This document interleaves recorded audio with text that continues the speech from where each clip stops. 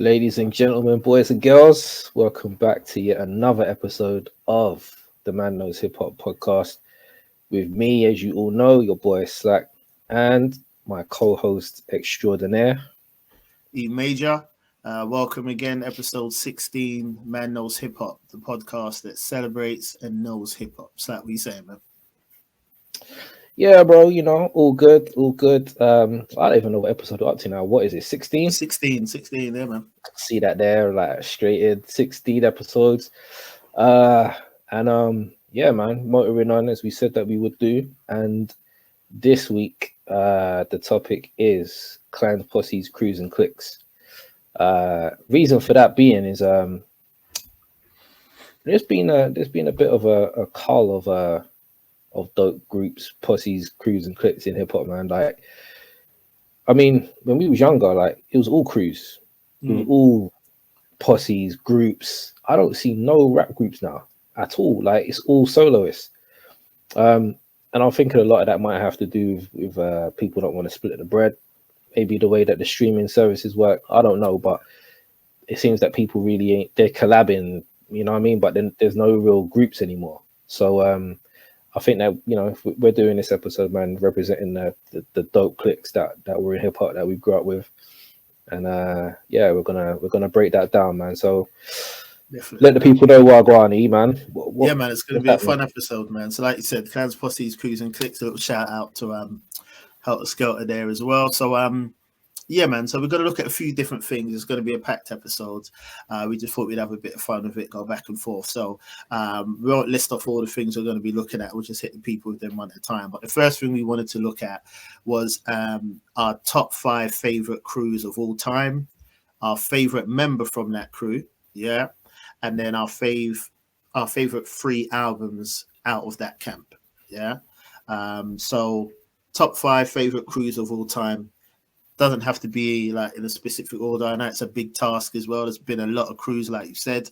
But yeah, do you want to kick off your top 5 favorite crews of all time? All right, cool. No problem at all. Put me straight on the spot. All right, so in no particular order. First off, are we putting the Wu-Tang as a group or a crew? I think that's an essential question. 100%, man. See, I would definitely look at Wu-Tang as a group and not a crew. I know a lot of people look at them as a crew, but they were packaged and presented to us as a group. So I wouldn't include them in a group. All right, I agree. But I would also say that there's loads of affiliates. So you got the Sons of Man and Wu Syndicate, blah, blah, blah, blah. So in that sense, then that would make them a crew, right? Definitely. If you look at it like that, with all the affiliates, like you mentioned, and Shaheem and all the affiliates, then cool. That could be a crew, definitely. But Wu-Tang Clan themselves, the 10 members, I wouldn't look at them as... I would say that's a group. Personally, I would say that's a group. Exactly. Okay. All right, cool. So some of my favorites, by no means a definitive list because there's quite a few. But Def Squad has to be there for me. Okay, has to be up there, mainly because they didn't really miss throughout the 90s, man. The only thing about it was their debut album. I just expected like so much greatness. Like 100%. The expectations were through the ceiling for that album, bro. And we didn't quite get the album I think we were all expecting. I think there was a bit of disappointment. There was a tinge of could have been better, you know what I mean? But still, love them to death. So Def Squad, 100%. Justice League is another one. So the Justice League had Little Brother and the Away Team. Just so many fire MCs. And their mixtape, their first Justice League mixtape, man, I rinsed the hell out of that repeatedly. Just from like 2000 and I think maybe around 2007, maybe around that kind of time. They had like Sean Don and all these dudes, Legacy, so many dope Carolina artists, and Night Thunder was just helming everything. Crisis, and they were just making some dope music, man. So I revisit that quite a lot also. And obviously everyone knows Little Brother is still one of my favorite ever. My next one, I'll go for Native Tongues as a collective, because they influenced me heavily from a youngster. De La Soul, one of the first groups that I was really into hip hop wise. So without the Native Tongues, I might not have been into hip hop as much as I was. So I've got to absolutely give them their props. Boot Camp Click, I would say. It was funny because when I first heard of Boot Camp, I thought that was a bite of Wu-Tang. It was like the three syllable, like Wu-Tang Clan, Boot Camp Click, and I was like, nah. But they won me over, man, because I was a massive Black Moon fan. I was a massive Helter Skelter fan. I loved OGC. I loved Smith and West. Like, they were just comprised of like dope duos, just dope. And then the beat miners beats and just everything else that entailed, man. The whole sound, the aesthetic of it, the griminess. That was literally a Dirty Tim's hip hop. Like, if you're gonna say Dirty Tim's hip hop, man, you gotta put BCC in there, because all them man had the oversized camouflage and fatigues and the Tims and just everything about that, man, was dope to me. So they have to be in there. And then it's between DITC and Dog Pound. Okay. But I have a feeling that you probably got. I have a feeling you got DITC, so I was gonna say the Dog Pound. Okay. Just to go left a little bit. Mix it up a bit. Yeah. Again, I don't really think much of an explanation is needed about the Dog Pound, like their little death row run that they were on. I listened to, you know what? I say Daz is a really underrated producer, bro. I think he's 100%.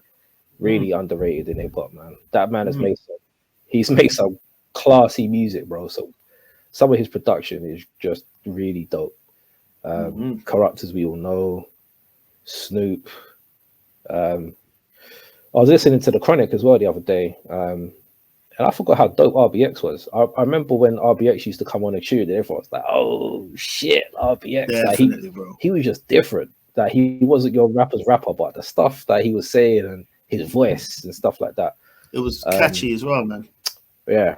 I just love that era, man. So I've got to put the Dog Pound in there. So yeah, man, those are my picks. All right. So, who would you say is your favorite member from each of those crews? Then, if you had to pick one MC from each of those crews to be your favorite. One MC. All right. So from the Justice League, that goes without saying, that's Fonte. From the Boot Camp Click, slightly more contentious because everyone knows I'm a big Sean Price fan, massive Sean Price fan, but I'm also a massive Rock fan. And if I'm honest, when BCC was at their height, Rock was my favorite MC out of the whole crew. Like, you know, like when you listen, you wait for a Sticky Fingers verse on an Onyx album or an Onyx song. I would wait for a Rock verse on any Helter Skelter Boot Camp Click music. I'd wait for Rock's verse. Like, he was funny, he was raw, he was grimy, he had the voice, he had the flow, like everything was just there. He's very, very good. So it's between one of the Helter Skelter members. I don't mind which one it is. But it'll either be Sean P or it'll be Rock. One of the two. Dog Pound, my favorite MC. When I was younger, it would definitely be Snoop. Without a shadow of a doubt. Over time, I'd have to probably say Corrupt would be my favorite MC out of the group. Who else did I have? Oh, Native Tongues. My favorite MC from Native Tongues. That's a tough one. Probably Plug One would probably be my favorite MC from Native Tongues. As time went on, he got I don't know. He seems to get a bit more aggressive, like especially since the Stakes is High album. Like on that album, he was going hard, and I was a bit surprised. Like Poz don't really. He was always good, but he wasn't like some of the stuff that he was saying was just different. It just felt like he had turned the page, and he was just rapping more like raw and stuff like that. So yeah, big ups to him, man. Like he is underrated, I think, but mainly because like he's never swayed from, you know, never gone on and done a solo album or anything like that. Like they've always stayed as a group. But yeah, I'd say he is my favorite MC from the native tongue. So okay, those are my picks, bro. all right. Okay. Last sub question for that first question was, what would you say is your 3 favorite albums out of those camps? And you know what in total? Be 3. You could take 3 from each, just some standout albums from those camps for you. You can take 1 from each if you want. All right, so this just goes to show you like the era that we grew up in. Like I don't think you could play this game now. Like for you to say pick your favorite album from the BCC, then you go, okay, Enter the Stage, The Shining, Nocturnal, The Storm, and you go on and on and on. You say pick a favorite album from Native Tongues, you go through Midnight Marauders, you go through Low End Theory, you go through 3 Feet Higher Rising, you go through De La Soul is Dead. You just keep going on and on. Like this is how dope these crews were. Definitely, man. Justice League, you got the Little Brother Albert. Like, come on, man. Like this is almost impossible to pick 3 favorite albums from this caliber of MC, man, and music. I don't think you could do that nowadays. If you said like, I think the closest that you probably get now would be like Trust and Griselda. Apart from those 2, I can't think of, if you said, all right, what favorite albums have you got from this crew that you could just go on and be like, yeah, this album. I don't know, man. I think we've lost some of the essence with regard to that, man. I think there was something about having crews and clans in hip hop that was kind of like, you know, us against the world. And I don't know. I think it's just kind of disappearing into the ether a little bit. I hear that, man. But yeah, man, just I could be here all day, like listing albums, from them, but yeah, you got Doggy Style, Dog Food, you know, those kind of albums out of the Dog Pound. Like, come on, man, like all of them, just ridiculous.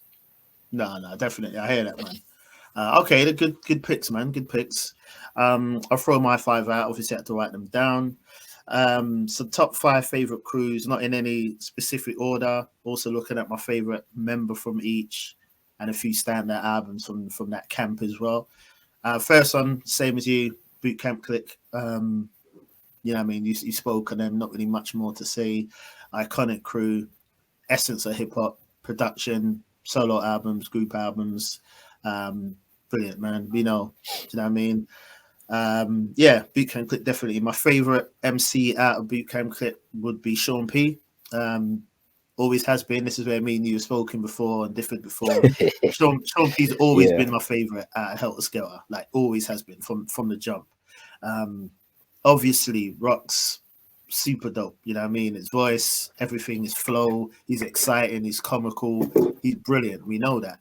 But just for me, I always found Sean P the lyricist, more lyrical, more creative with his flows and his runs and everything, and he always stood out to me. So when he went off, obviously, and became like the forerunner for Boot Camp and went on his solo run, obviously Rock weren't doing that. We understand why and all those different things, but obviously Sean P just got better and better and better and better. I spoke on another episode that I thought he was a better lyricist before the rebrand. I stand by that. I still think Helter Skelter times he was a better lyricist. When he went on his solo run, I feel like he slowed down his bars, simplified them, but other things were added to him, like more humor even, and just he's a different caliber, man. So he's always been my favorite out of Boot Camp. So definitely Sean P. If I'm looking at 3 standout albums out of that crew, I'm gonna go with Monkey Bars, my favorite Sean P album. I'm gonna go with Enter the Stage. Obviously, 1993. That's the thing that set it all off, man. So we know that. And then I'm going to go with Nocturnal from Helter Skelter as well. I struggled with that one because this is where I always get gunned down with the unpopular opinion. But there's definitely times, bro, where I have Magnum Force over Nocturnal. And I know that sounds crazy, but I just feel like both Rock and Ruck, both on Magnum Force, they were just different. I felt like it was more comfortable with who they were. There was a little bit more lyrical. Lyrically, I agree. Yeah. Mm-hmm. Do you know what I mean? Yeah, exactly. So, but yeah, so I go back and forth with that. I'm not going to lie. So I may sound like I'm contradicting myself because you may see times when I say Nocturnal, there's times when I say Magnum Force. It literally depends on what day you catch me. But I'd say those three albums, like literally. Second Crew. Oh, bro! Before you go on, Mm-hmm. I think I've got to say, because this album never gets spoken about, right? But when Black Moon did Digging in the Vaults, which was like a load of the remixes and stuff like that, that album is crackers, mate. That album was I fully missed that, bro. I fully missed that, man, because that had the Buck 'Em Down remix, that had the Got Your Open remix, bro. That album is crazy, top to bottom. But I don't know. I think maybe because it's a remix album, like a lot of people didn't check for it, but that shit went crazy. Yeah. So that's I got to put that in there as one of my favorite BCC albums, man. I can't forget that one. I got to bring that one up. I totally missed that, man. Shout out to Penny, man.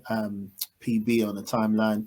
Penny, who's the one who actually him and Nick were talking about that album a lot, and it was like, you need to go check that out again. I hadn't heard about it. So literally, I only heard that album for the first time maybe 4 years ago, bro. Like all this time up to now. Yeah, literally, I heard it for the first time about 4 years ago, man.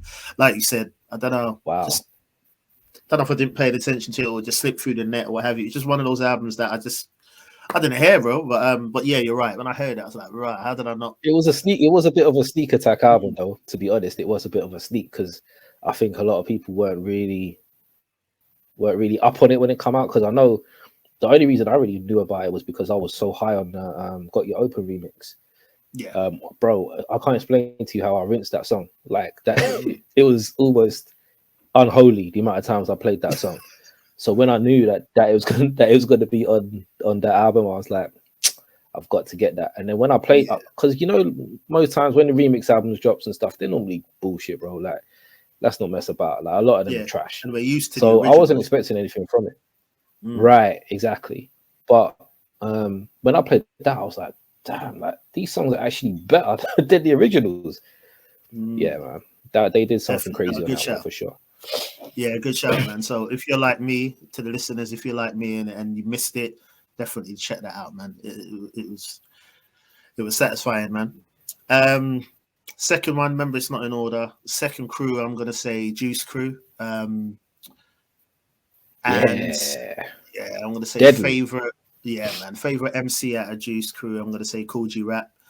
Top 10 MC of all time for me. And if I'm going to talk about standout albums for me, okay, we're not going to get technical as, was this member still a part of Juice Crew when this album dropped? And we're not going to do all that as we'll be here forever. Just albums that are from artists, MCs that represented Juice Crew at some time. I'm going to say 456 from Cool G Rap. Love that album. Personal classic for me. Cool G's in a zone lyrically on that one. And then I'm also going to go to Cool G Rap again and DJ Polo and go with Wanted Dead or Alive. That's my favorite album from them as a duo. Reason being, I think Cool G, you begin to see more of that iconic Cool G flow coming out in that second album. And that album's my favorite from them. And then I'm going to go with Long Hot Summer, Master Ace. Another personal classic for me. Production on point, doesn't put a foot wrong. The content, it's timeless, man. I was listening to it again a couple of weeks ago. Always listening to like certain songs from it, but I was just letting it run again a couple of weeks ago. Brilliant album, man. Master Ace, he don't really put a foot wrong anyway. So they're the three. He never does really. Nah, he's a consistent artist, man, and he's got a strong catalogue, man. From his debut to now, he's got a strong catalogue, man. Exactly. Going to see him Crazy. live as well. Seeing him for the first time this summer, so hopefully that's not cancelled. Yeah, so Boot Camp Juice Crew. Number 3, I'm going to go with DITC, as you rightly guessed. For me, DITC definitely, you got to mention them, bro. If we're talking hip hop crews, bro, they've literally got to be up there as one of the best. I mean, the production team in there. Absolutely, do you know bro. what I mean? Absolutely. Yeah, do you know what I mean? The MCs, it's just hip hop. It's just hip hop in its purest form, man. So definitely, I'd say my favorite members out of the ITC is going to be Big L or Lord Finesse. Probably going to go with Big L. Would have loved to heard and seen more from him, but probably going to go with Big L, bar for bar, Big L. And standout albums from that, I'm going to say Fat Joe's Jealous One's Envy. Anyone who knows me knows I love that album. I love early Fat Joe. Everyone knows that. I ain't even ashamed to say it. Now he gets a lot of stick now, but his first few albums for me, I really enjoyed. Jealous One's Envy, 95. It's a classic for me, personal classic, definitely. Brilliant album, start to finish for me. That's one of the standouts from DITC. I'm going to say Goodfellas as well. Showbiz and AG. 95 again, another standout album for me. Once again, playing it again the other day, brilliant. And then I'm going to go with DITC Sessions in 2016, the Sessions album. Bro, that album is actually such a sick album, and I think for 2016, this is years after the ITC really was active. Yeah, bro, I enjoyed that. Yeah, man, like bars, everyone was lyrically on point. The production was hard. Brilliant album, man. Yeah, DIT Sessions 2016. But I want to give an honorable mention to what did you think of the go on, bro? What did you think of the Worldwide album, their first collective album, DITC? Yeah, I actually like that. So I actually had that listed as the third choice. But then I was trying to decide which one I preferred. So I was listening to Worldwide, and then I started listening to the Sessions one again.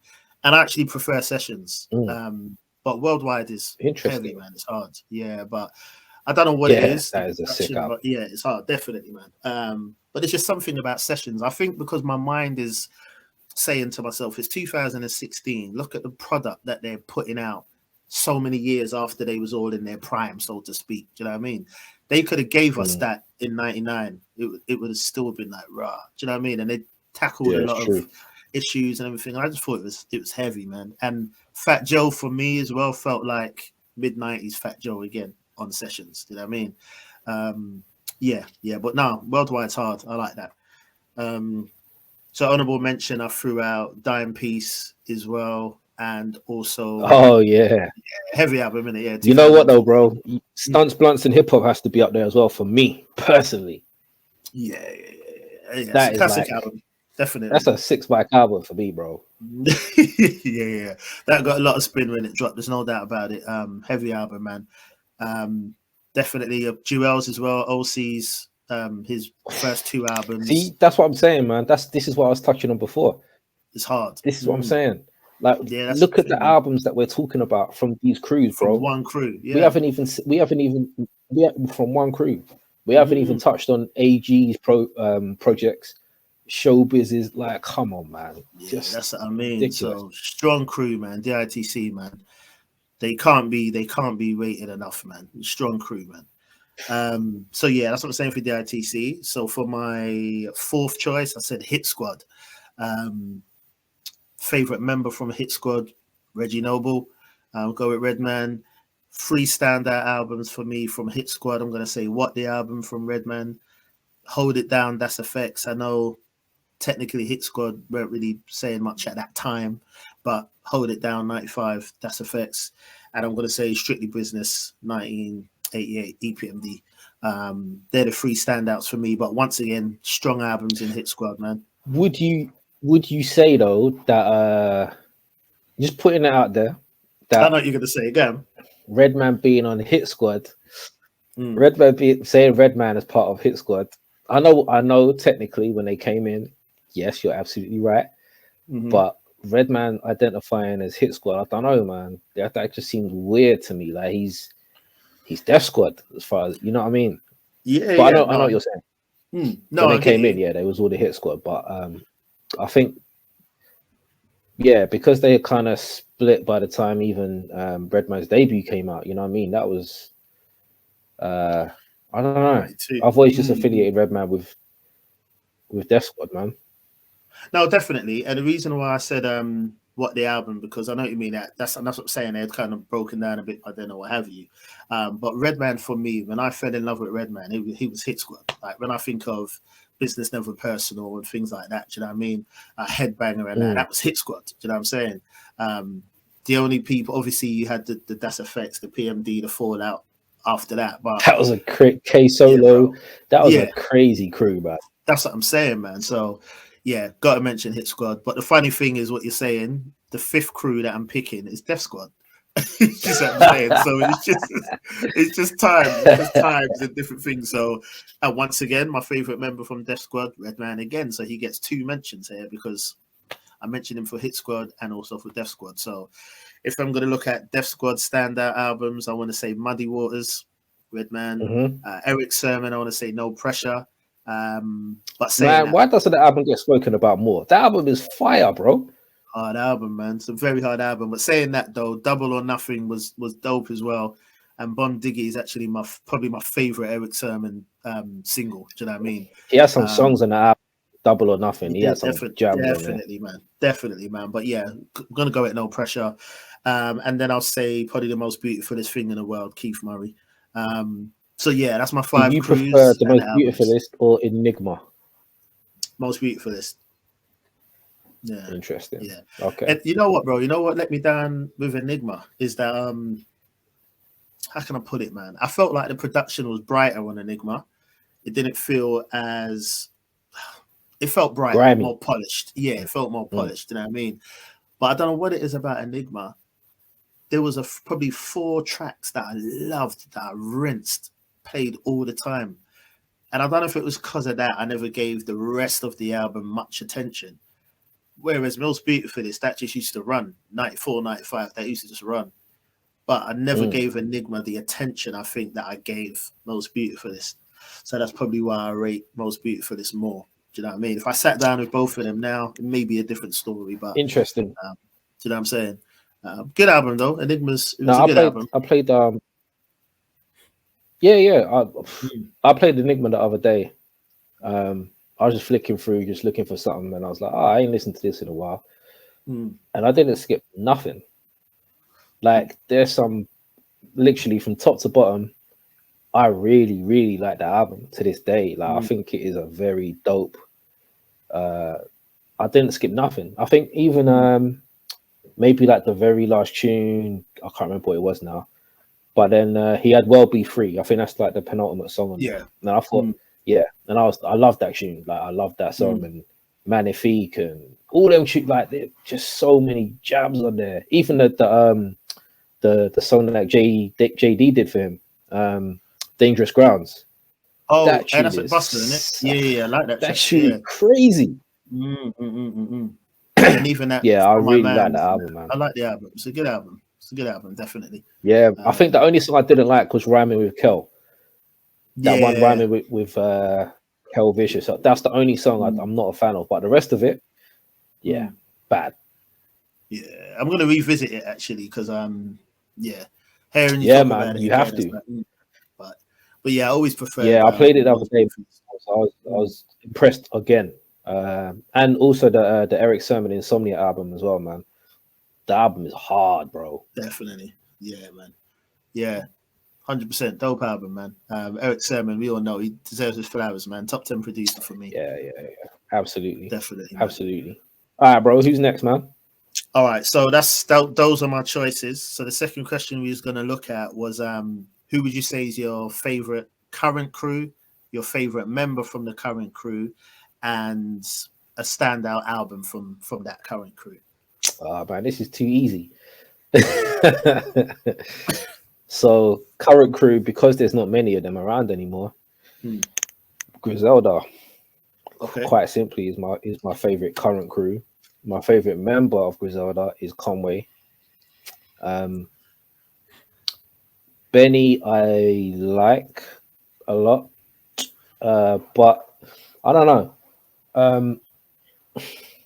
I kind of see the direction Benny's going, and I'm cool with it. Like I've got no hate in my heart for what he's doing. Like if he wants to make more accessible music and all of that kind of stuff, and that's what he feels that he wants to do, who am I to tell him any different?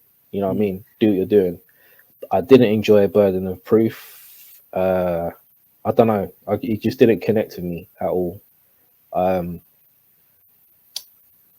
think after hearing Tanner Talk 3 and how good that was, to then go to Burden of Proof and Plugs on It 2, after hearing how good Plugs on It 1 was, I just can't do the step down in quality, bro. I don't know what it is. But I'm like, if you've hit this height, Tanner Talk 3, I don't think many people would disagree that was a 5 mic album. Like a lot of people will tell you it's a classic. That is a 5 mic modern day classic hip hop album. I agree. Okay, so then you go to Plugs I Met. You've got Blackfoot on there, you got Pusher on there, you got all kinds of bad like spitting fire on there. Jada Kiss, 38 Special. That album still is crazy. Like again, you run that from top to bottom. You run Tanner Talk top to bottom, right? There you go, exactly. So then you can't lead me to Burden of Proof and tell me that that's on that level, or Plugs I Met 2 is on that level. It's just not, and I just didn't enjoy it. And I'm not looking for him to stay in one sound and all this shit. But if it don't sound good to me, it just don't sound good to me, man. So it doesn't sound good, yeah. Exactly. So yeah, simple. It was neck and neck with him and Conway for a while, but when that came out, I was just like, nah, I'm cool on Benny, man. But when he dropped Johnny P's Caddy recently, bro, I can't stop playing that song. Literally, I play that song every day.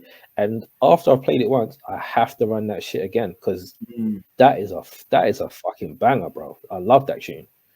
So hopefully he's gonna come strong. I was gonna say I think Tanner Talk 4 is gonna be mad. I got a feeling, bro. I think he's gonna do bits on the album. I ain't gonna lie.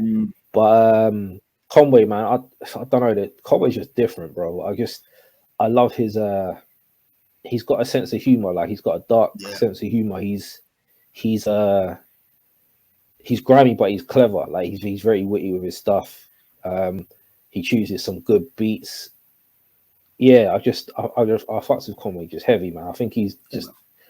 I think if he was out in the 90s, I think he'll be respected as well. Do you know what I mean? He's one of them. Like although he now, I think if he was out then, I think he'll be a star then too. West Side Gun, I'm not a fan of. The weird thing about him is like I don't enjoy his raps. Like to be honest with you, I just don't enjoy rapping. But I like some of his projects, and that's because of who he surrounds himself with. So he'll have like Stove God on 7 out of 10 tunes or something crazy, or Conway and Benny on tunes.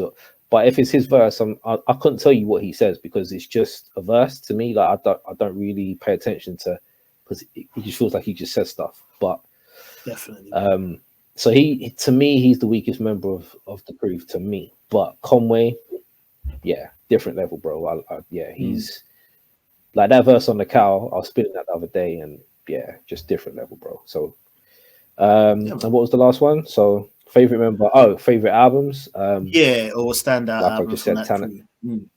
Yeah, Tanner Talk 3, Plugs I Met, Reject 2, Fly God, Supreme Blientele, Hitler Was Hermes 7. They've got even their collaborative album, As Griselda, WWCD. Fire! The album is crazy. Yeah, man. Like, I don't think they're going to really be respected as they should until they're no longer here. Yeah, until either they retire or whatever. Then I think people will look back and go, do you know what? Those guys actually ripped it. Because although they were hitting us over the head with a lot of stuff in a very short time span, I think that kind of turned some people off because they were like, oh, whoa, too much music. But I see what they were doing. They were like, listen, this is the way that music is going now. Like if we was out in the 90s, we might release one album every 2 years or whatever, but shit is different now. And the fact that they can continue to do that and I'll still check for their albums. Like I've been listening to them since what, 2015, 2016, around that kind of time, and I'm still invested. We're talking like 6-7 years later. Yeah, and I'm still like, if Benny still... says I'm dropping something, I'm still going to check it. If Conway says I'm dropping something, I'm still going to check it.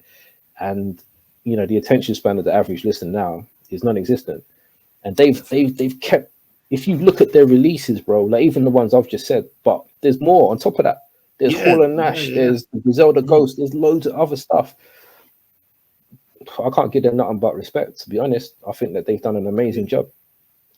No, I agree, man. I kind of feel they brought a lot of excitement back to hip hop as well. Yeah, definitely. Yeah, and even just that feeling of the whole. I'm not saying there's no other crews, but just that feeling of a movement. They definitely brought that back. I mean, I'm not a West Side Gun fan, as most people know. I can't make it through an album. I was listening to Perry Perry the other day. Such a sick track, bro. The production, Rome Streets on it, sick.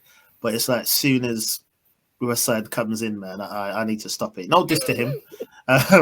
Like I've said before, I think he will go down as a legend. Do you know what I mean? For some people, they may even say it already. Yeah, I think he will. You know, for sure. Do you know what I mean? So no diss to him. I can easily respect the artist and their impact on the culture without being a fan, and that's how I see West Side Gun. I respect what he's done for hip hop and what he's done with Griselda. Respect it. I just can't sit through his music, but yeah, no, good shout, man. Griselda's a strong crew. I put them down as my honorable mention to say for my favorite current crew. But my favorite current crew is Trust Gang. I mean, most people know I'm a huge 38 Special fan. For me, he don't really put a foot wrong, man. I know he obviously raps and does production, but his bars, bro, I just think he's, like you said about Conway, I just think 38, he's funny, he's humorous. The stuff he makes rhyme shouldn't even rhyme. He's, you know what I mean? He's very expressionate with his bars. He paints good pictures with his bars. I just think he's a sick MC. Sometimes I'll just listen to him. I'm listening to his bars, and I'm just, you know, when you just shake your head and you're like, this guy's mad, you know?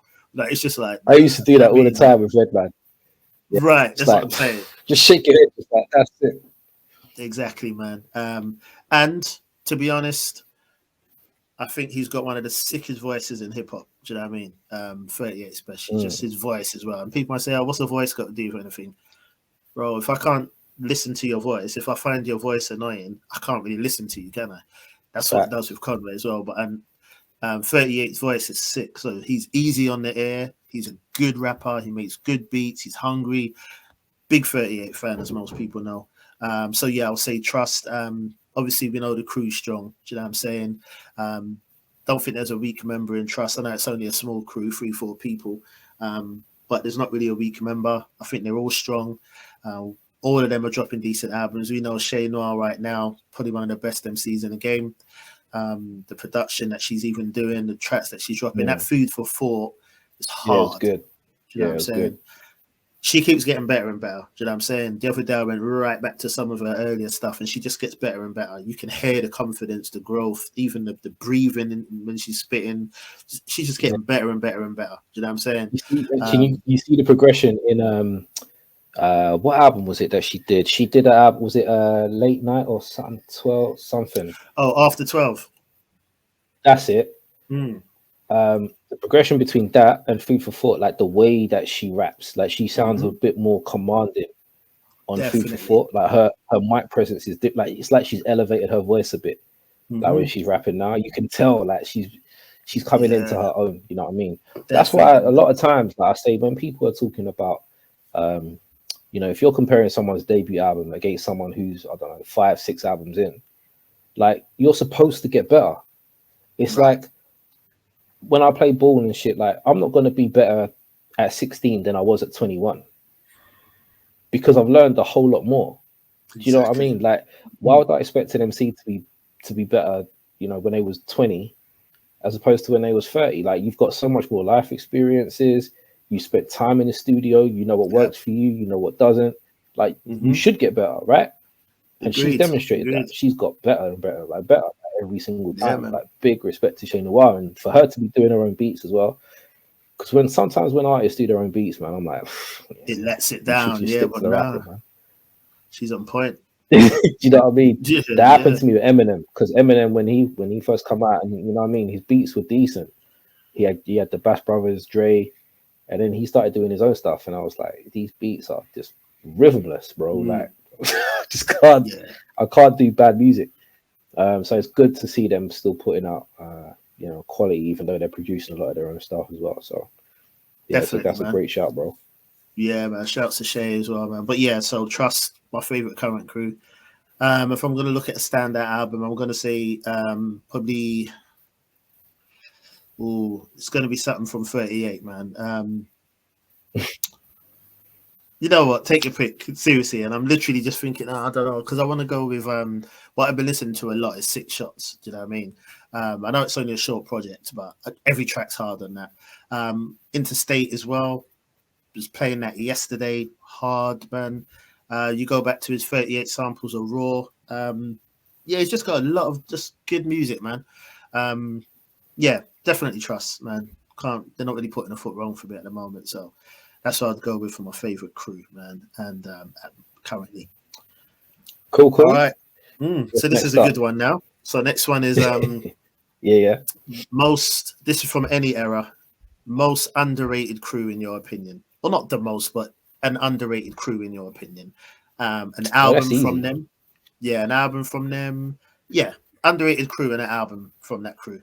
That's good. An album from the crew or an album from members of the crew? Yeah, members from the crew. Any album out of that camp. All right. So for me, the most underrated crew has to be Dungeon Family. Has to be.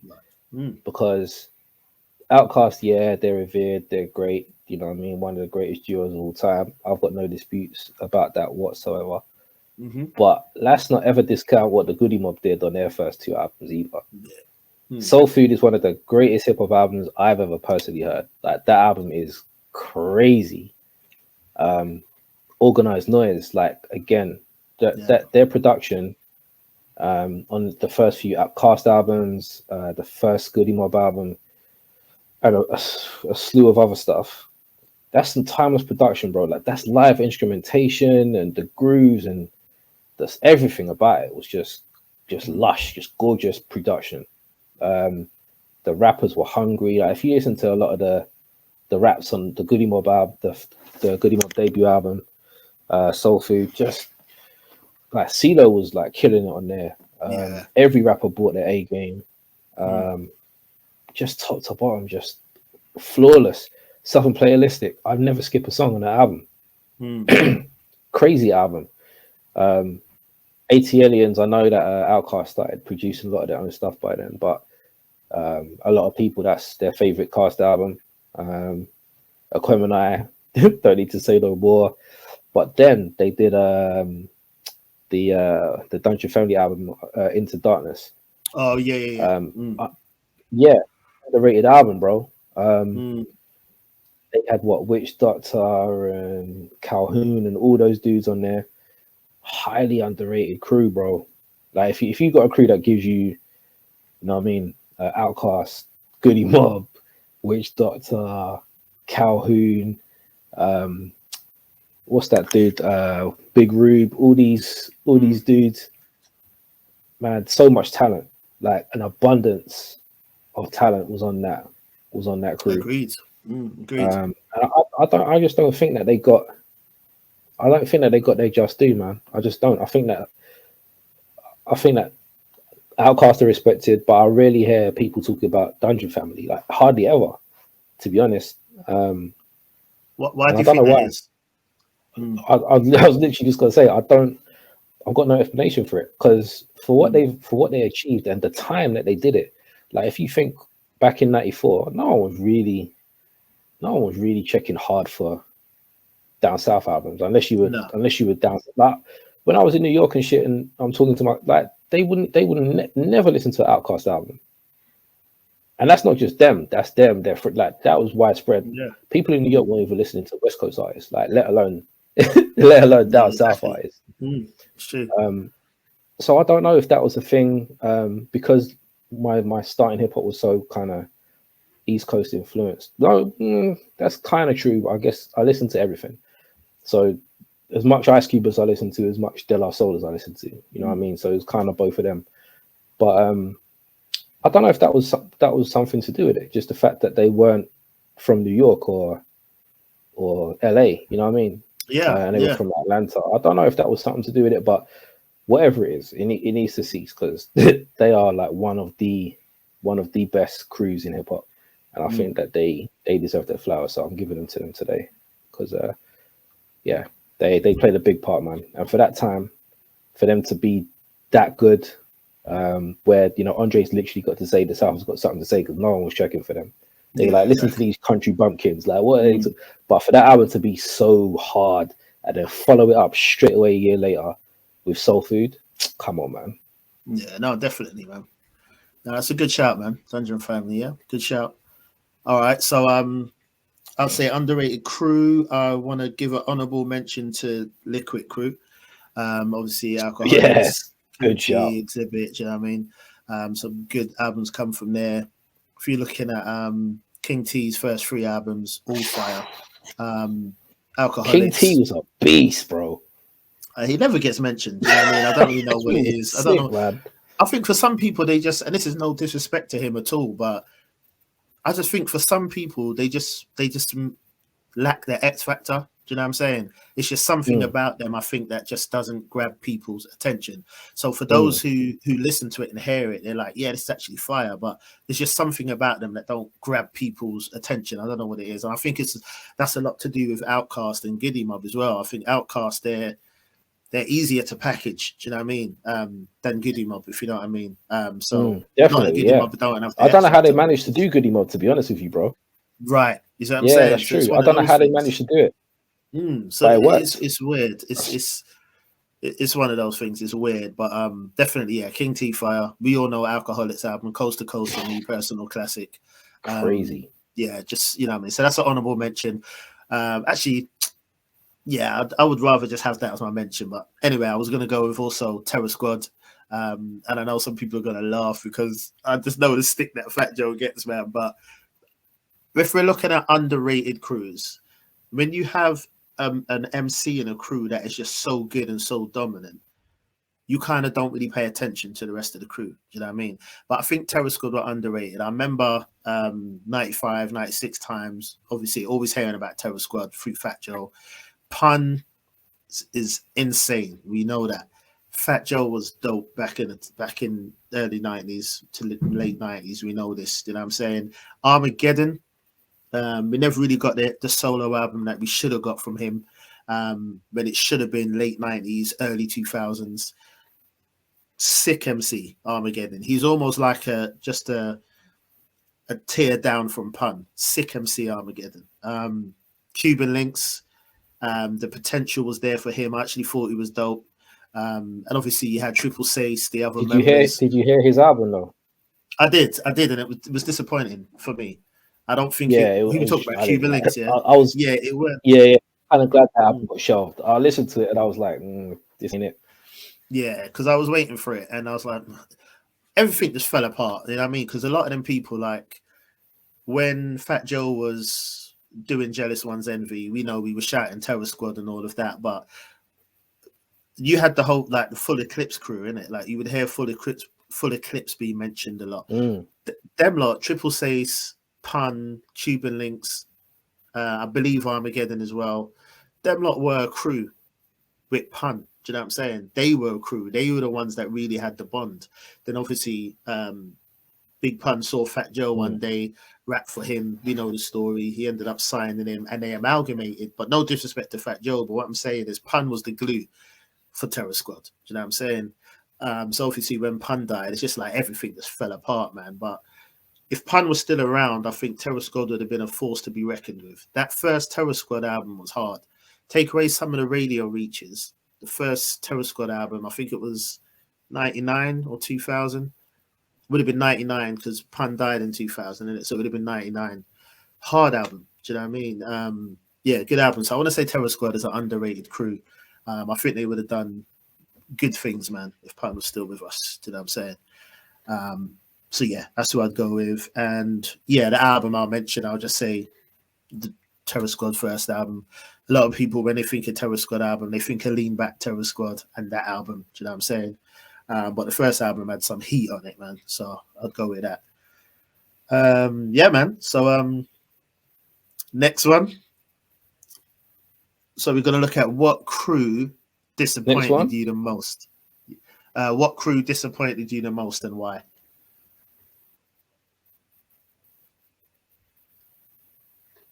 Can you hear me? Say that again, bro. Yeah. What crew disappointed you the most and why?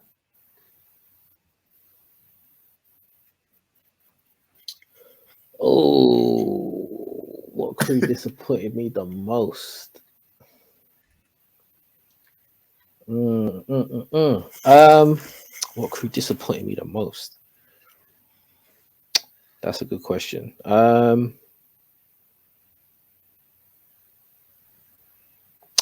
Boot Camp Click. Okay, interesting. Now I know you're going to say that's weird because I had them as one of my top crews. Mm-hmm. But the reason that they disappointed me is because there's so much talent. Like I've literally just pointed out the amount of fire albums, the production, the members. Like they had everything. They had literally everything to be the next Wu-Tang, basically, where they could have every crew just popping off doing their albums and coming back and doing, group albums. Now, it makes me understand a little bit more how difficult it is for group albums to work. Yeah.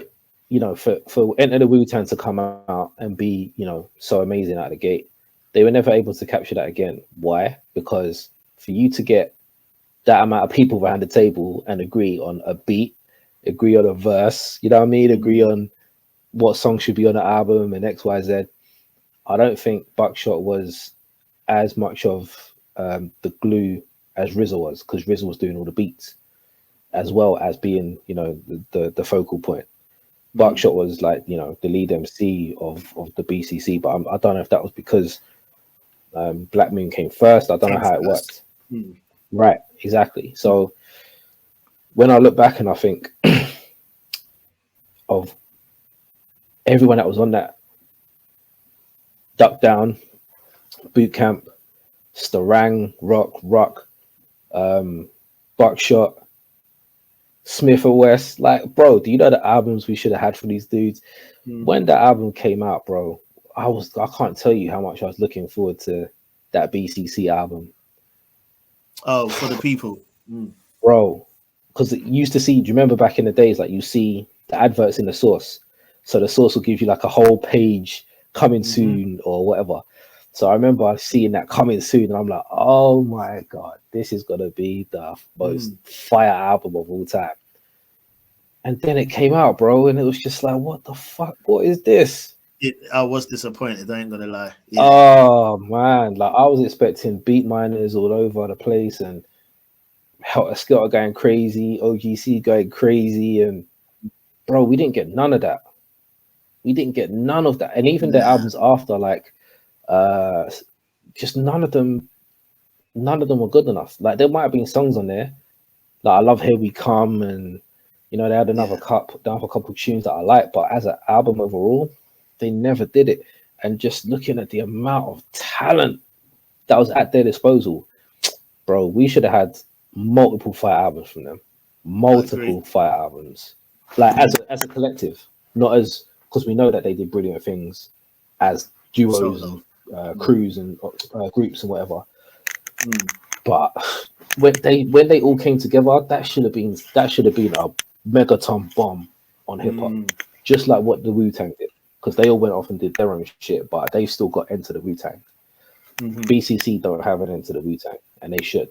So for me, that is a disappointment, because my expectations were through the roof for them, because they just were that good, but they just weren't ever able to put it together for a group album.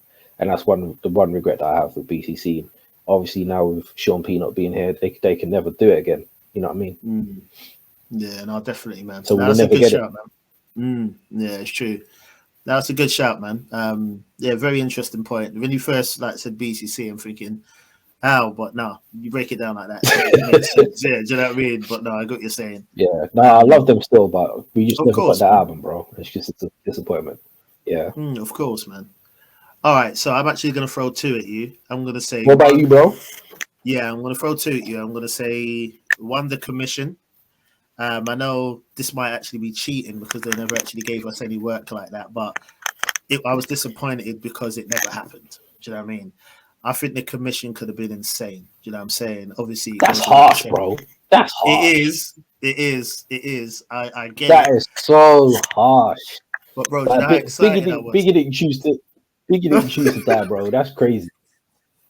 That's crazy to say you're disappointed in that because he's not here no more, bro. That's crazy. I know. I'm not even laughing. I shouldn't even laugh. That's but you know what I'm saying. It's I think I'm just still hurt by it, bro. Do you know what I mean? I'm still hurt because I'm like, we would have had Biggie, we would have had Locks, we would have had Black Rob.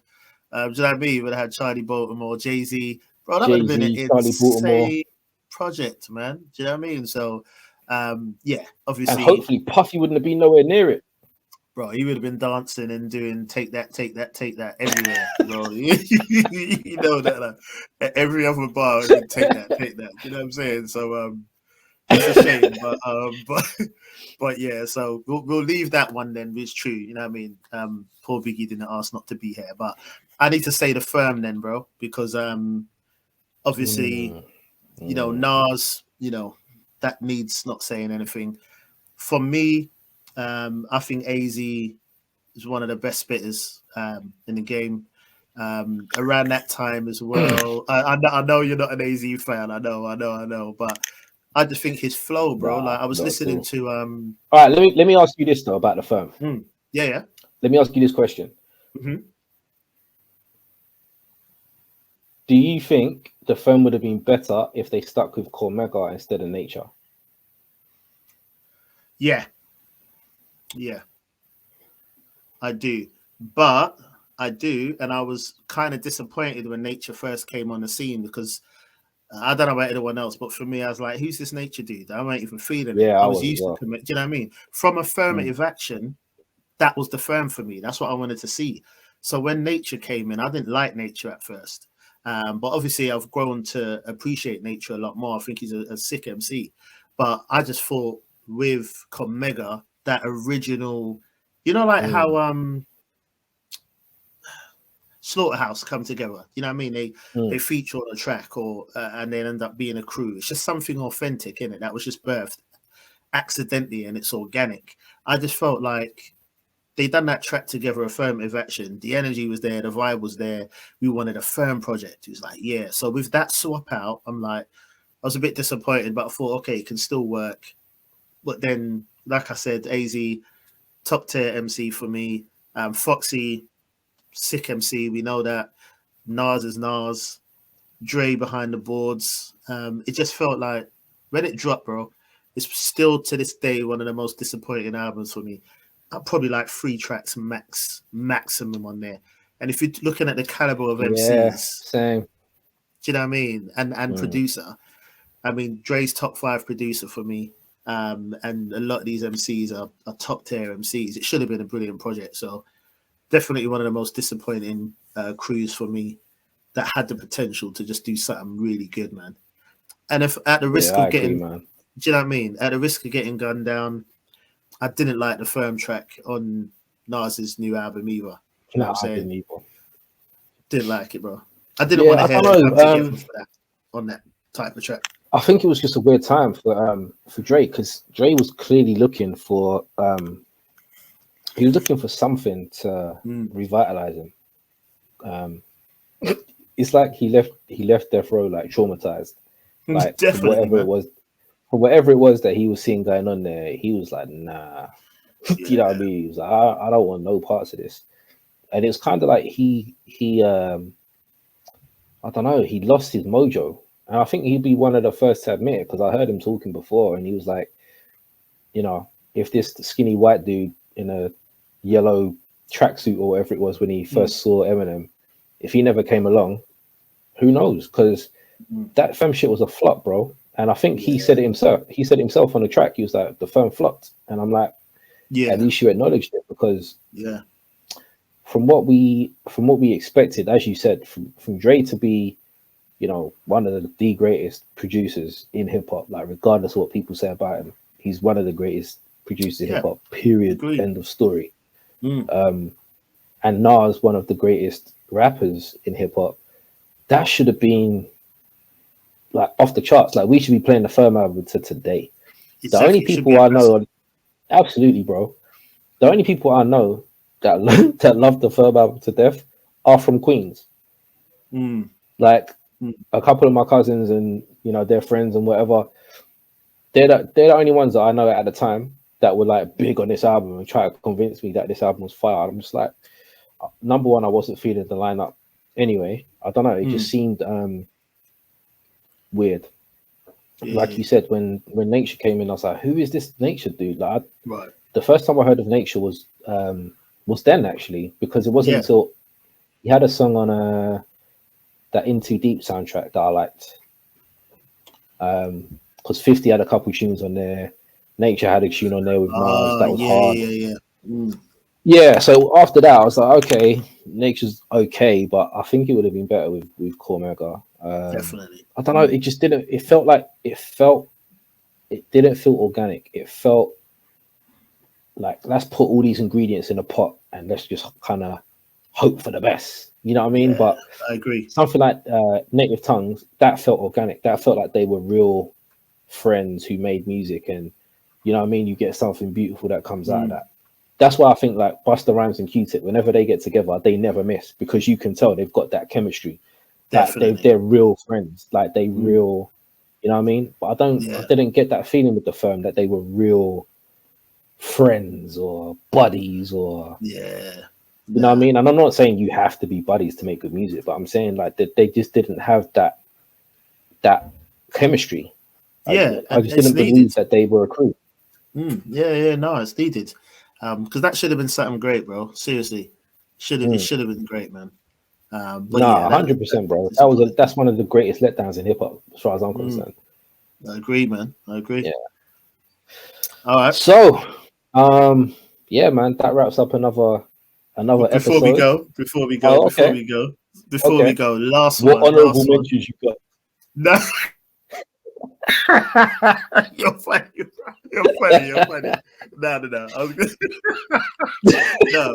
Last one was if you had to create your own crew. That was the last question. Oh, okay. Yeah. So if you had to create your own crew, who would it be? So it would be how many members? Six members. Okay. Yeah, 3 men, one woman, and 2 producers. Oh. No, there's no specific reason for the sexes, by the way. I just 3 men, 1 woman, 2 producers. Just mix it up. Oh shit. Okay. A super group. Okay. So I will put Love the Genius, number one. She has to be in there as my female member because she is fucking ridiculous. Those verses I've heard from her. Yeah, she's definitely. Ripping everyone, bro. She's ripping everyone to shreds right now. Men, women, doesn't matter. So she's in there as my number one pick. Okay, brilliant. For the female role. The 3 men. That's a damn good question. Let me just try to think of who's my favorite MCs right now. So Conway, I think, will have to be in there as the hitter. Bro, this is tough. Ransom. Okay. As another member. I want to say Rock Marcy, but I don't know if he'll be the right fit. Yeah. Damn, this is tough. Okay. Who else is killing it right now? See, I really like JR, but he does a lot of stuff with Ransom already.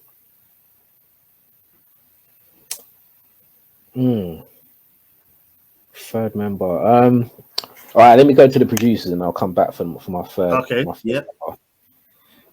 So, producer wise, again, that's tough. I don't want to come out the obvious like Alchemist and Primo, and you know what I mean. We've heard all that already. I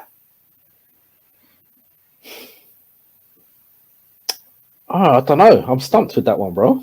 Yeah, I'm kind of stumped with that one. I'm stumped to the producers because I'm thinking like, who would really bring the best out of a group that's got Conway and Ransom in it?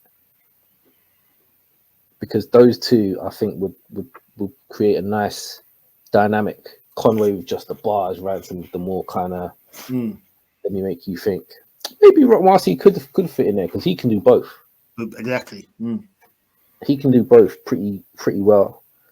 And then Love the Genius just kind of, she can do all that shit as well. Exactly. One producer I got to throw in there is J.R. Swift's, because what he did on Elzai's last album, that don't get spoken about enough. No. That album is crazy. No, it is actually. It is. Mate, the bass lines on that album, disrespectful. J.R. Swift, if you ever see this podcast, their beats were disrespectful, bro. Like you should know respect to me, to the speakers, just went crazy for no reason. All right, one more producer. All right, I'm gonna come back to that. I've got one producer to come. I need to give that one a little more thought. All right, cool. I'll throw out my crew then. I'd probably put it RJ Payne. One of my favorite spitters at the moment. So I got RJ Payne.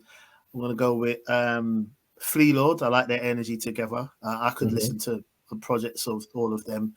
And then I'm gonna go with Meth, just hearing him like recently. He's always obviously been a top tier MC, we know that, but like he just seems to be still getting better and better. Do you know what I mean? I was listening to him on Papoos's project. Is it September? I'm not sure what month it was, but I was listening to that track. Killed it. We know. Hold on. Papoose album. So that again. Listen to a Papoose album. Stop the podcast now. Let's just end it here.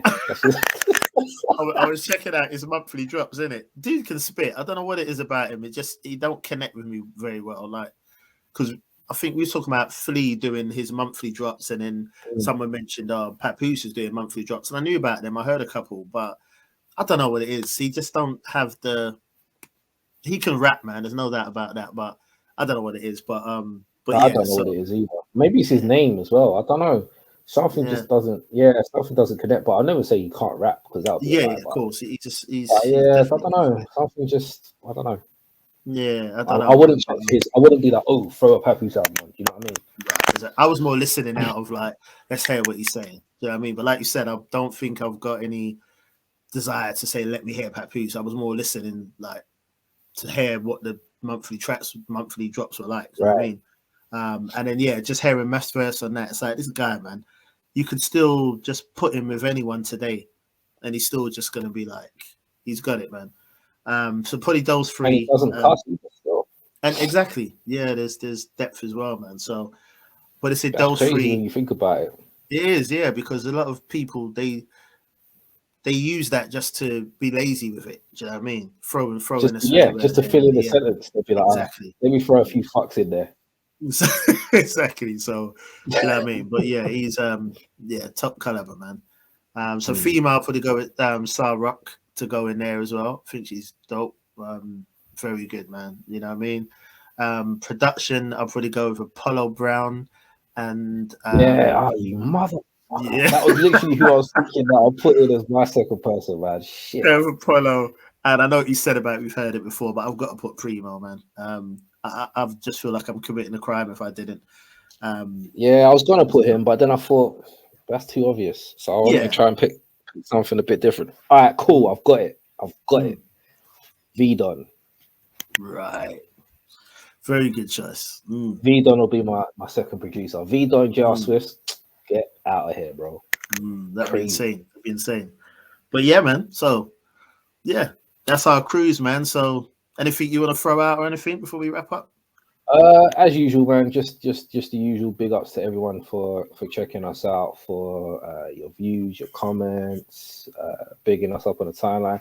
We've had some great opportunities come out of this as well, man. Just on personal levels, just from two friends who decided to do a podcast and just put it out there.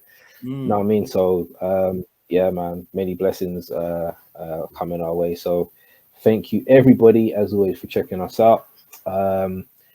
And we will catch you for sure on the next one. And I will say, if you do have any suggestions or anything that you would like us to discuss, or anything, any topics or whatever, you're more than welcome to throw those in there as well. We will respect all sensible opinions and suggestions. We'll throw out a couple of review shows as well to keep going. And yeah, man, stick with us as always. And peace and love for checking us out. Stay safe, and we'll catch you next week, man. Be blessed, man. Peace. Bless everyone.